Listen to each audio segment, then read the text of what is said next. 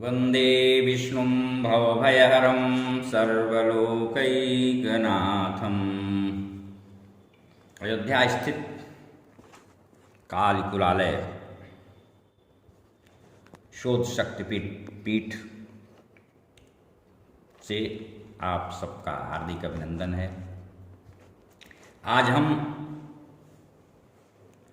एक ऐसे विषय का प्रवर्तन करने जा रहे हैं जिसके बिना कोई भी शुभ कार्य, मंगल कार्य, शांति, पुष्टि कर्म या कोई भी यज्ञ, यजन, देव पूजन, पितृपूजा, तर्पण इत्यादि संपन्न ही नहीं हो सकता। उसके अभाव में ये सब कार्य नहीं हो सकते हैं और इन सब कार्यों के लिए उसकी महती आवश्यकता होती है और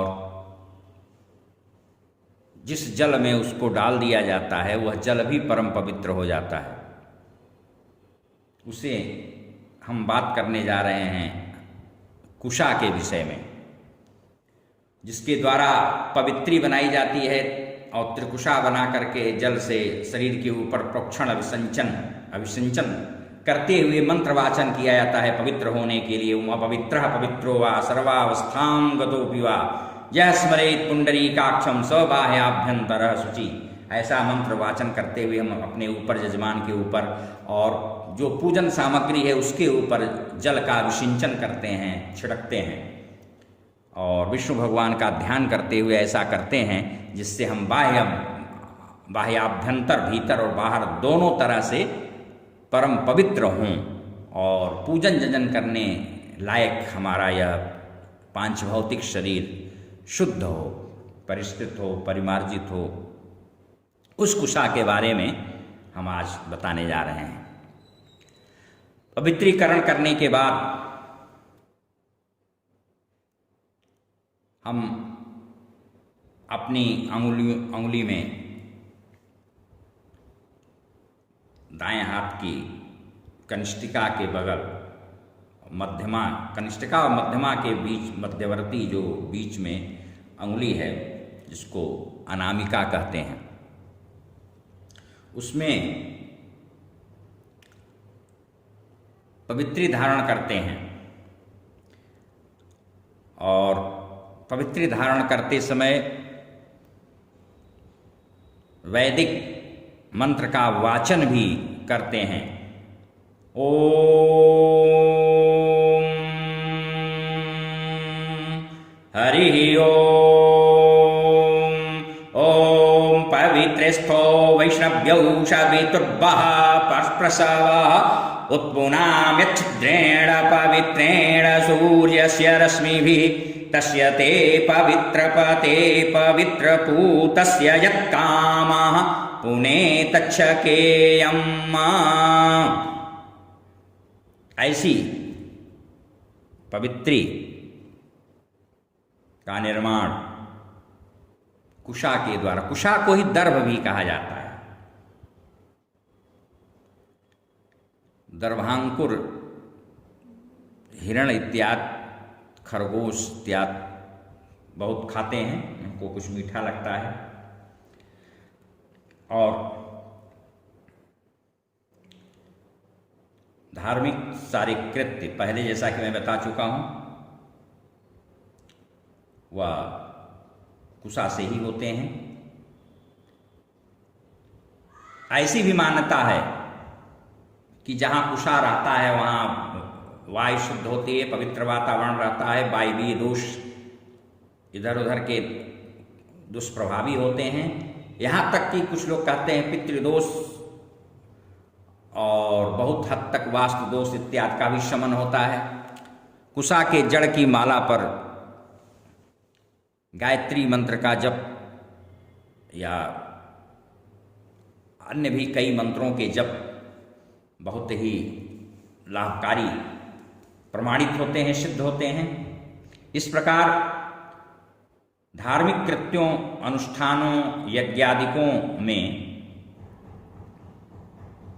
अंगुलियों में हम कुशा निर्मित पवित्री को धारण करते हैं अथर्ववेद, देवी भागवत आदि सदग्रंथों का कथन है कि कुशा यानी दर्भ जिसे हम कहते हैं, वह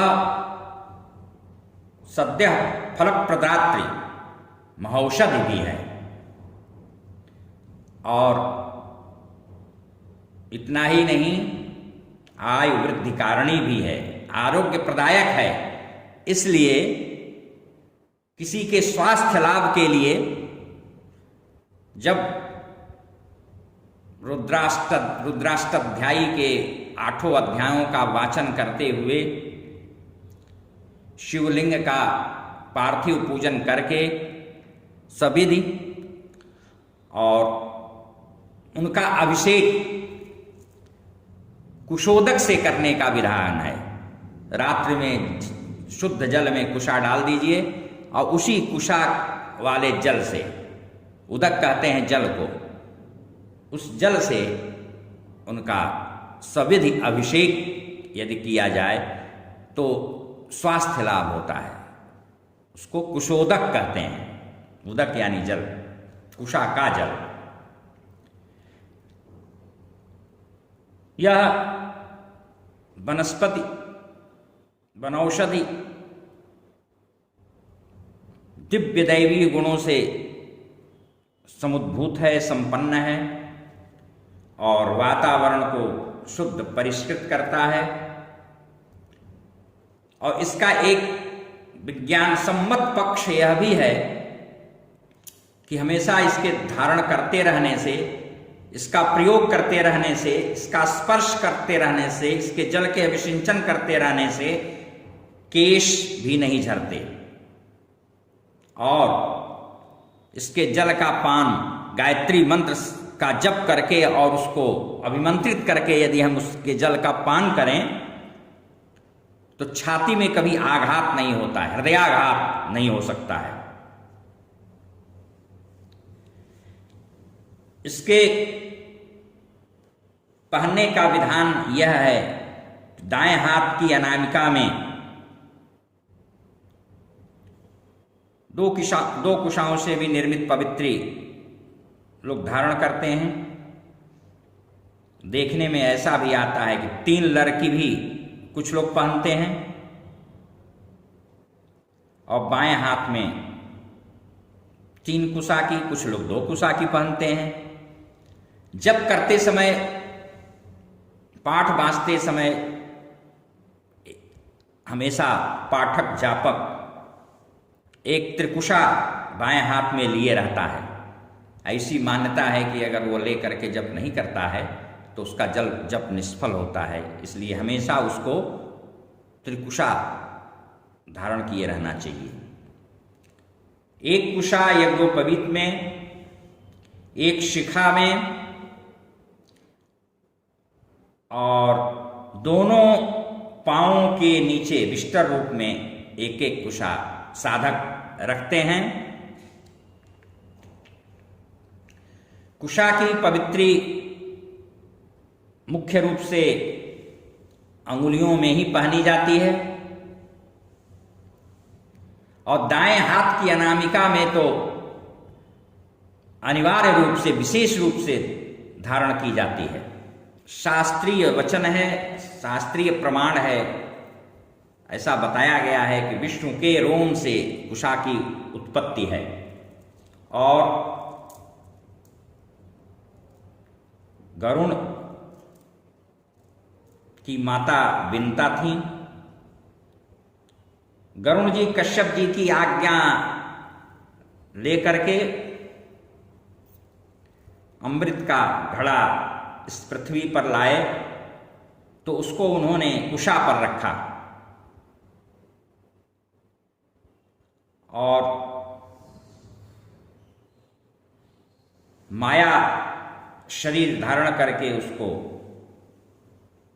फिर इंद्र उठा ले गए।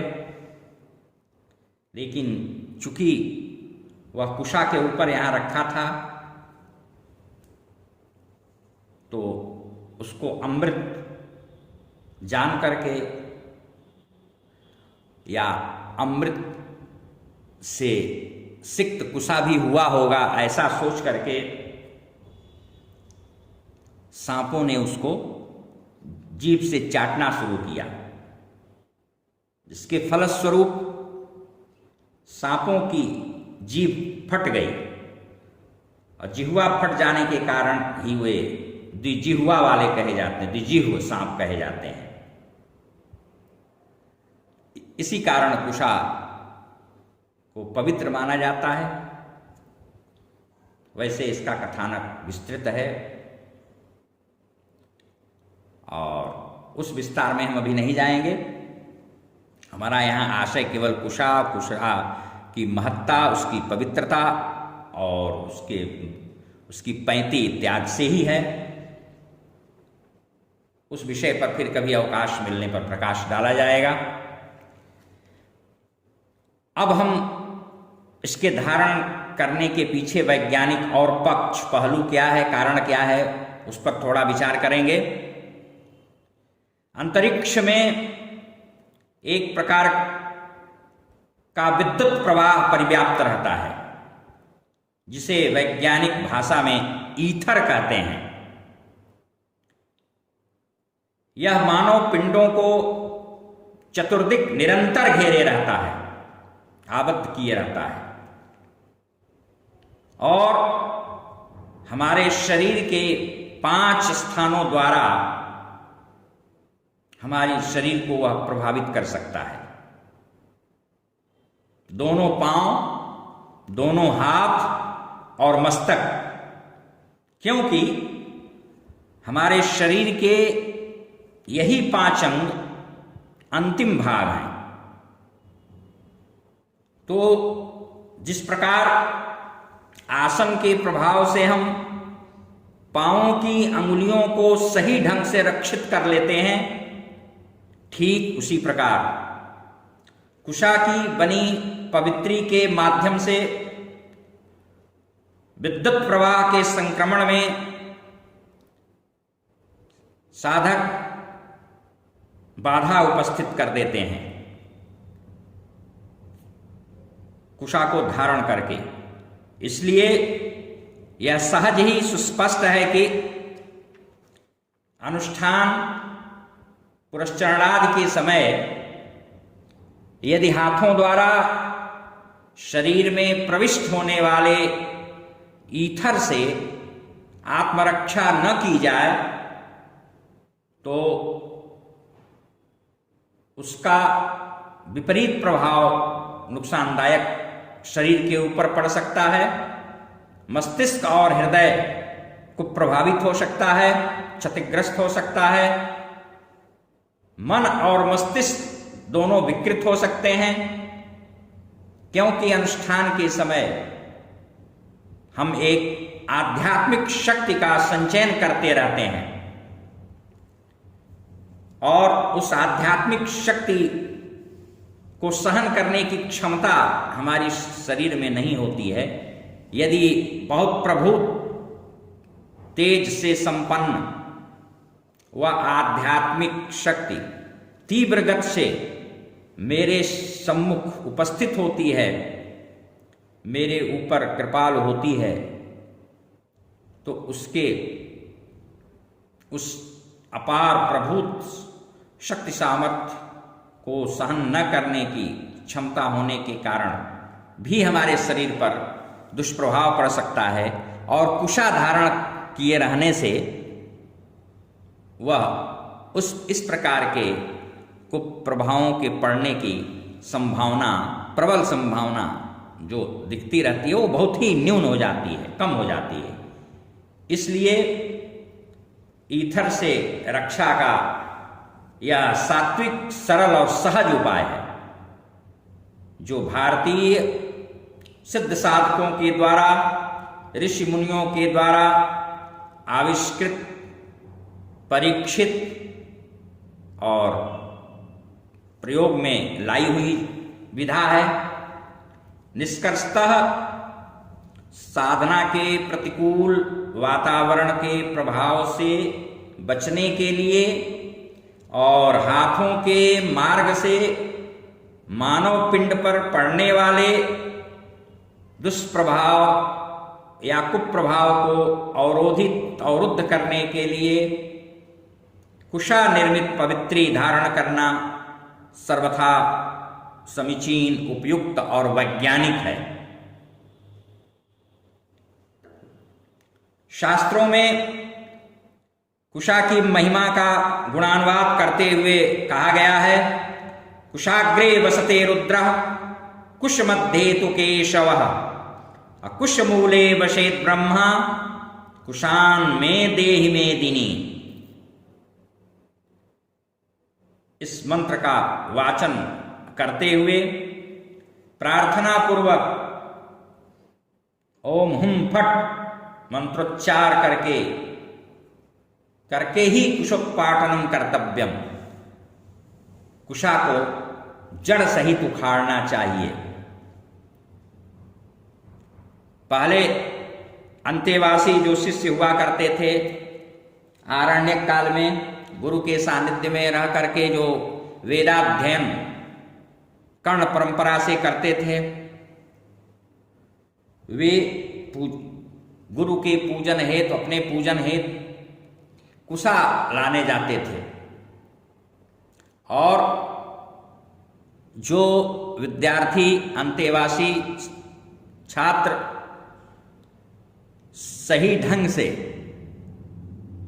समूल जड़ सहित कुशा उखाड़ करके ले आता था, न कुशा क्षतिग्रस्त होता था और न उसकी अंगुलियां, उसके हाथ क्षतिग्रस्त होते थे। यानी दोनों बिना क्षति हुए वह जब ले आता था तो उसको गुरु कहते थे या कुशाग्र बुद्धि का है। कुशाग्र का मतलब जैसे कुशा का अग्रभाग तीक्ष्ण होता है, चुभ जाता है, इसलिए कुशाग्र ऐसी तीक्ष्ण बुद्धि वाला विद्यार्थी। तो यह कुशोत्पाटनी अमावस्या को उत्पाटित किया जाता है और उस दिन इसको उखाड़ने से, उस दिन उखाड़ी हुई, उत्पाटित की हुई कुशा वर्ष पर्यंत पूजन में प्रयुक्त होती है। इसके बारे में शास्त्रोल्लिखित भी है, भाद्रामायाम कुशोत्पाटनम मासे नभस्यमावस्या तस्याम दर्भश्चयो मतः अयातयामास्ते दर्भा विनियोज्या पुनः पुनः। कुश को ही दर्भ भी कहा जाता है, लेकिन यह कुशोत्पाटनी अमावस्या यदि सोमवार के दिन पड़ जाए तो वह कुशा 12 वर्ष पर्यंत काम लायक, पूजन में उपयोग लायक रहती है। रोज यदि कुशा आप उखाड़ करके काम में उपयोग में लाते हैं तो रोज उसको फेंक देना पड़ेगा। वह कई दिन तक पूजन में प्रयुक्त नहीं की जा सकती। कुशोत्पाटनी सोमवती अमावस्या को हो तो 12 वर्ष तक, और अन्य दिन अगर है कुशोत्पाटनी अमावस्या, उस दिन हम कुशा को उखाड़े हैं तो वर्ष पर्यंत उसके द्वारा हम काम ले सकते हैं, पूजन में उसका उपयोग कर सकते हैं। हरि ओम। शांति शांति शांति सर्व।